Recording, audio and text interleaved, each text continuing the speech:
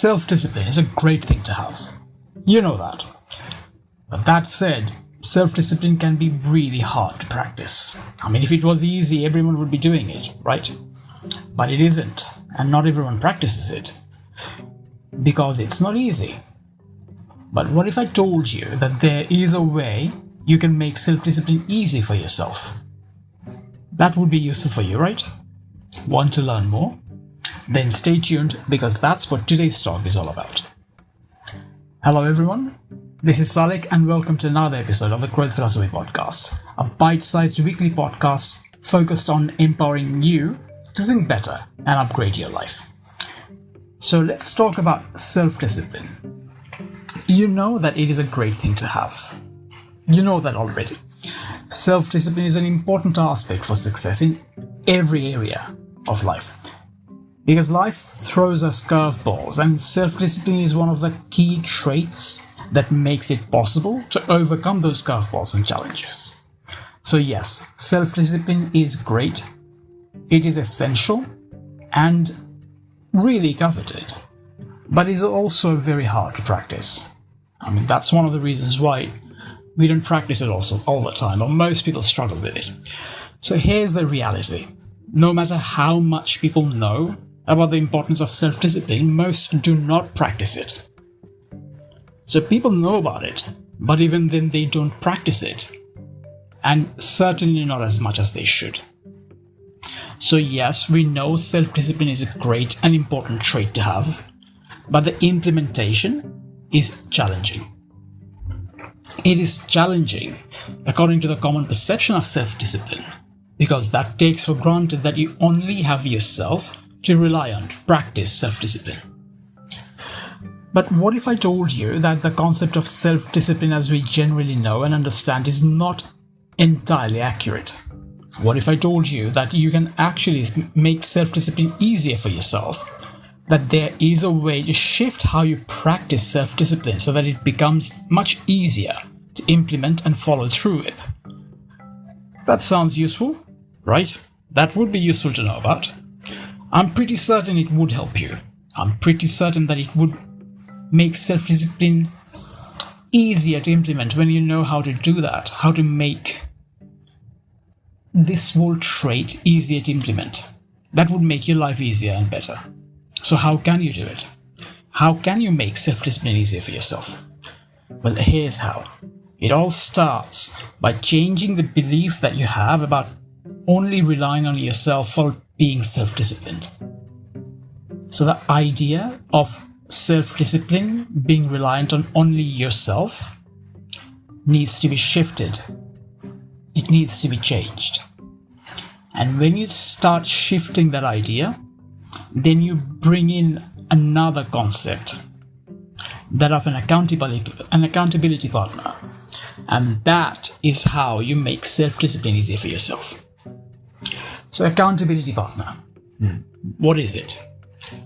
An accountability partner is someone, usually a friend or colleague, with whom you enter into a commitment to keep each other accountable, mainly for achieving goals you have set for yourself. So basically what you do is form a shared commitment with someone to keep yourself on track. This way, you are not just relying on yourself to keep yourself on track, which can have a massive impact on your ability to keep yourself on track with things and practice self-discipline. So the goals of an accountability partner, they can be similar, but they don't have to be exactly the same. What is more important for an effective accountability partnership is to communicate regularly, maybe once a week or so, or even daily, and update them regularly on your progress to keep them up to date on how much you have achieved, so that they can keep track of how you're progressing and if you are indeed on track with your goals. So self-discipline can be made incredibly easy when you bring in someone else to hold you accountable. So an accountability partner, like I said, it's important to keep them up to date. And the simplest way to do that and to keep yourself on track would be to break up your goal or challenge into daily tasks or targets. so that you're not rushing to finish the task the night before you touch base with your accountability partner. I mean, that's a very common thing, let's face it. Like, rushing a deadline is a very common tendency when there are no daily or regular targets. So if you have like a weekly or monthly goal, it's very likely you'll probably wait until the last day or the last week to actually finish the goal. Whereas when you have daily goals, you won't be rushing, you won't be lethargic about it, you won't be lazy about it, you will be a lot more proactive, you'll just get on with things. So it keeps the momentum going, it makes it easier for you to just get on with things, makes life easier for you as well, because you won't be rushing, you won't have that extra stress. And there are other benefits as well. So by breaking down your goals, it will be easier for your accountability partner to check up on your progress and hold you accountable, as that way they will have clarity on what exactly your daily or your weekly goals are, your weekly goal or daily task is. And that is a lot easier to keep tabs on, rather than having a big goal that might take months to achieve. Chunking a big goal will make life easier, not just for yourself, it will also make the accountability partnership a lot more effective. So that is a great way to create an effective accountability partnership. But will you really benefit from having an accountability partner? I mean, is it really useful to have someone to be accountable to? I mean, you might be thinking that, right? Maybe you have never had anyone to be accountable to. Like, you're thinking, oh, I'm an adult now. Why do I need an accountability partner? And will it really help? So let me give you an example of how it works even right now, no matter what your age is. So, you know how people, actually most people, will often put aside a lot of their household chores until they're expecting a guest or someone to come over. And then they will try to make their place all clean and tidy before the guest comes. It's a very common thing. You probably do that yourself. I mean, I know I've done that. And that is a great example of accountability partnership in action.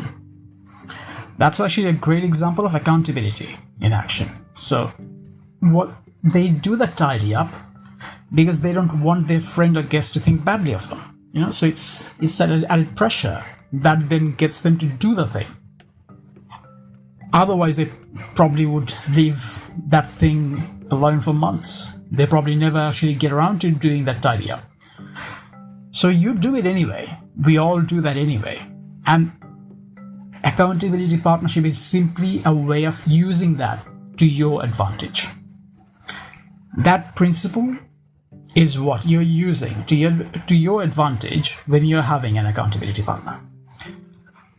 So here's the thing, this whole concept of accountability, it affects us anyway.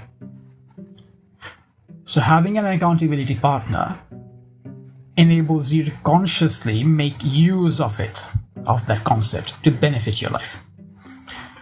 And let's face the truth about willpower and self-discipline. Right? The thing is, when it is just you alone in the picture, it is much easier to let things go and be less disciplined. It's just easier, less hassle. You're not really thinking about it. You just think, oh, I'll just get to it another day. But then you don't. But you're much more likely to be disciplined and follow through with your tasks and goals and whatever when you are held accountable by an individual or other people.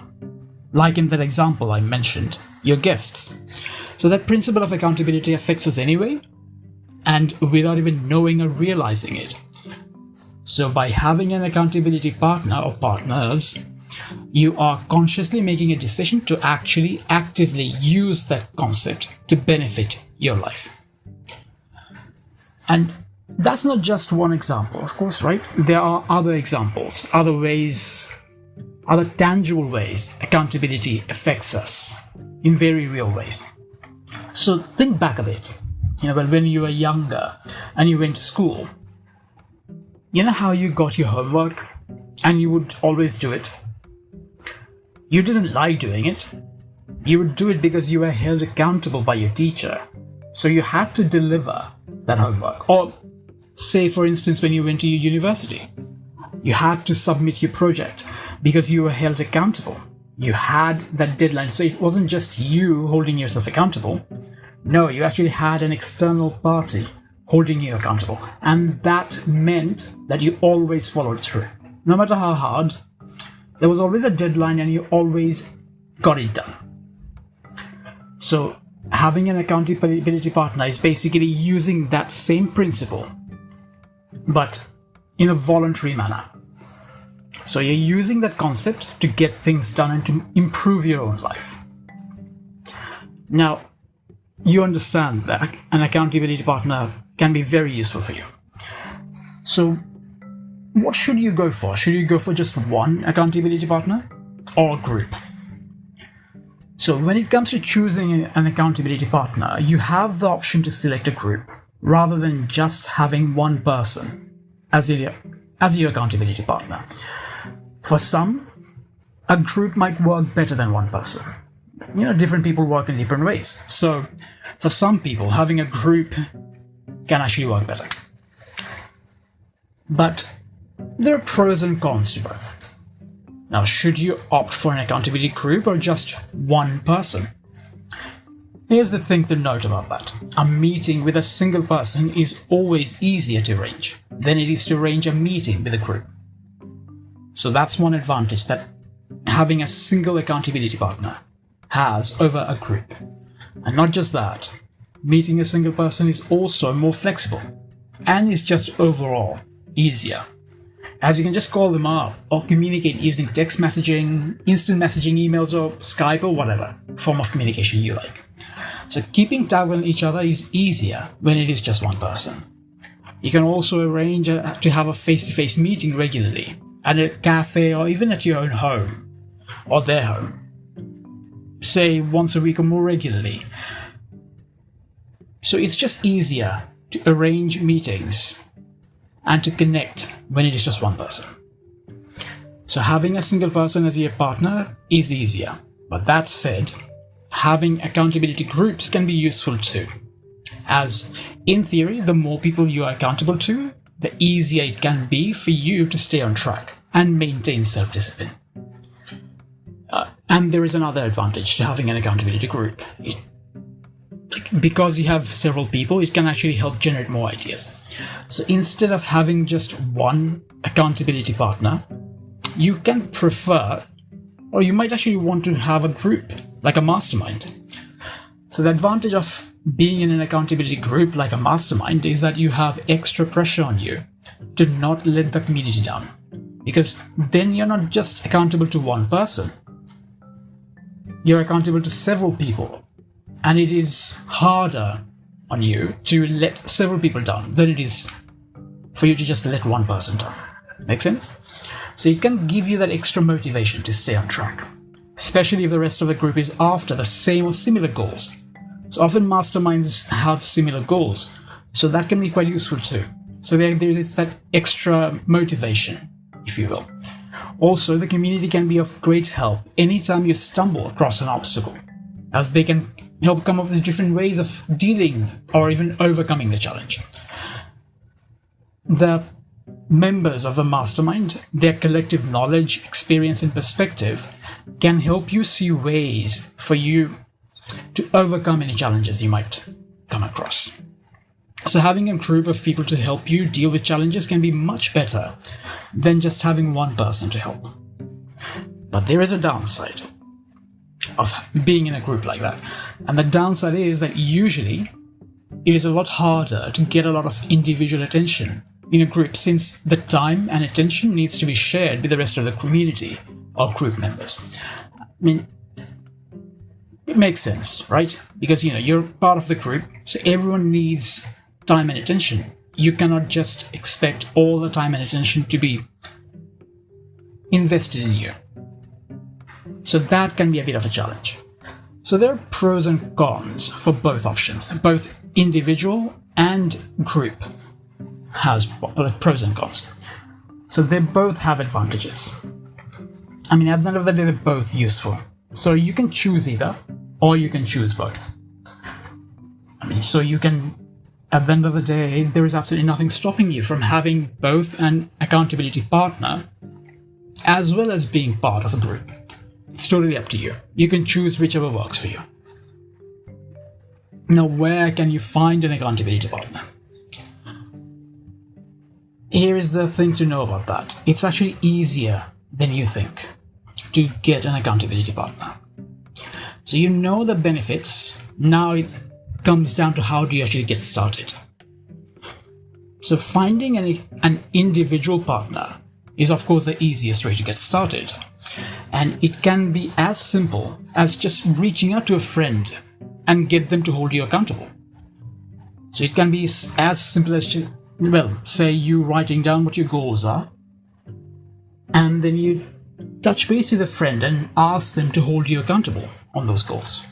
Say, for instance, you want to lose some weight.